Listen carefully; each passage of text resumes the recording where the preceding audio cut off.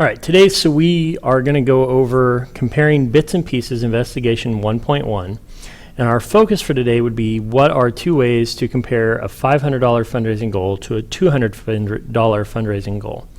And essentially all we're really doing, if you look at page 9 in your book, is comparing things with fractions and ratios. And we already know what a fraction is. The fraction is simply a division problem in which the numerator is divided by the denominator, and thus giving us an answer that is less than 1 or part of 1. A ratio is a special type of fraction where we're comparing two quantities together. All right, so we've got students at a middle school organize 3 fundraising projects to raise money. 8th grade sells calendars, 7th grade sells popcorn, and 6th grade sells posters. And they pick a different goal for the fundraisers, and the 3 grades are going to compete to see which one reaches their fundraiser first. So the fundraising goal for each grade is displayed on this banner right here, and it says that 8th grade has a goal of $150, 7th grade has a goal of $450, and 6th grade is going to be in the middle with $300. So how could we compare the fundraising goals? This is simple. We could say that the 6th grade has the middle goal, that they are in the middle of 450 and 150. We could say that the 8th grade goal is the smallest, or that the 7th grade goal is the largest. We could also use a fraction to compare the 6th grade to 7th grade by saying that 6th grade is 2/3 of 7th grade's goal. Okay. Now, if we look at these in increments of $150, this would be 1/3, this would be 2/3, this would be 3/3, or 3 times 150. We could say that 8th grade is going to raise 1/3 the amount of money as 7th grade, 1/3 the amount.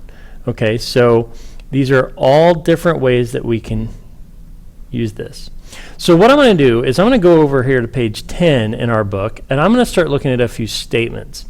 And what we're going to do is we are going to explain whether or not these statements are correct or true. And then we might have to explain just a little bit. And I'm only going to do 4 of them. I'm going to do these first 4. There are 3 more towards the bottom of your paper from Ben, Eliza, and Chung, and you guys are going to have to do those before coming to class. Essentially, you are finishing A before showing up to class tomorrow. So let's go back up here. We've got Marcus that says the 6th grade goal is $150 more than the 8th grade. So he says that if we took 8th grade and we added 150 to it, that would equal the 6th grades. Well, remember back from our banner that 6th grade is raising $300 and 8th grade is raising $150. So if I replace 8th grade's amount with their dollar figure of $150 plus 150, which would be 150 more than, more meaning we're going to be larger, that would equal the 6th grade number of 300. So Marcus's statement is true. All right, so let's go down here to Kimmy's statement. Kimmy's statement says when the 6th graders reach their goal or meet their goal, they will have raised 2/3 of the 7th grade goal. So what they're saying is that 2/3, the fraction of 2/3, would also be equal to 300 over 450. They're using that 7th grade number as the whole number. So they're really comparing 6th grade, I'll go over here, that would equal the 6th grade number compared to the 7th grade number. So the first thing we're going to have to do to decide if this is true is we're going to have to reduce this. So the first thing I'm going to do to reduce the fraction of 300 over 450 to see if it equals 2/3 is I'm going to divide both of those by 10.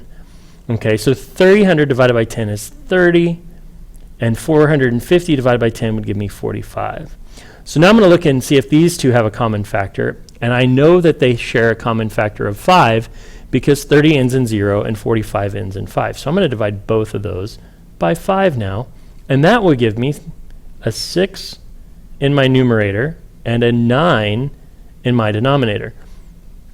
So continuing on like that, we've got 6/9 and 6/9, and we are going to divide that by the common factor of 3. And if I divide 6 by 3, I get 2. And if I divide 9 by 3, I get 3. And therefore, 6 grades would be 2/3 of the 7th grade number. Okay, so Kimmy's statement is also true. All right, let's go on over here to Lakeisha. Lakeisha says that the 8th grade goal is half of the 6th grade goal. So 8th grade's goal over here for Lakeisha is going to equal 1/2 of 6th grade. So we could say 1/2, and then we could say of would mean to multiply, so 1/2 times 6th grade. So 8th grade's goal was $150. And then if we say 1/2 of 6th grade, which would be 300, okay, and 1/2 times 300 would be the same thing as dividing 300 by 2. So would 300 divided by 2 equal 150? And the answer is yes. So Lakeisha's statement is also true. All right, let's take a look at this last one. Anders says that for every dollar the 8th grade plans to raise, the 6th graders plan to raise 2, which is a 1 for every 2. Okay? And we can tell that that statement is true based on the work we used from Lakeisha. If 8th grade raises $1, okay, so if 8th grade raises 1, 6th grade is going to raise 2. Okay, so we have this pattern, 1 to 2. So how do I get from their 1 to 6th grade's 2? Well, I need to multiply that by 2. So if 8th grade raised $2, 6th grade is going to raise $4. And again, how did I get there? I multiplied by 2. So what I can do here is if I take their goal and I multiply it by 2, that should equal my 6th grade goal. And it does. So Anders' statement is also true. All right. Now, what you need to do prior to coming to class again is to read the other 3 statements for Ben, Eliza, and Chung and decide whether or not they are true and come up with an explanation for each one prior to coming to class. So again, we're going to finish problem A on page 10 in our Comparing Bits and Pieces book prior to coming to class. Thank you.